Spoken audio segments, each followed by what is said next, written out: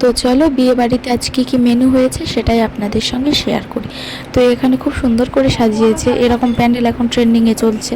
তো আমরা বসে পড়েছি, সঙ্গে সঙ্গে প্লেট দিয়ে গেল, একটা লেবু দিল, ভাত দিল আর পটল চিংড়ি দিল।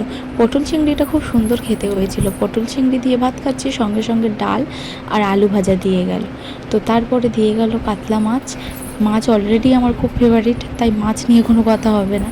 তারপরে স্যালাডও পাতে পড়লো। আগে মাছটা একটু খাই, তারপর একটু স্যালাড খাবো। তো এখানে আমি মাছটা খেয়ে দেখছিলাম কেমন হয়েছিল, খুব ভালো লেগেছিলো। তারপরে এখানে স্যালাড খেলাম, খেয়ে তারপরে দেখি না ইয়ার বড় একটা পাবদা মাছ।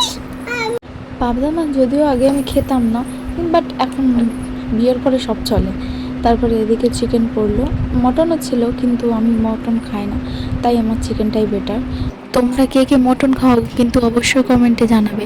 তারপরে চাটনি, পাঁপড়, দই আর মিষ্টি দিয়ে আজ এই পর্যন্ত। টাটা, বাই, দেখা হচ্ছে নেক্সট ভিডিও।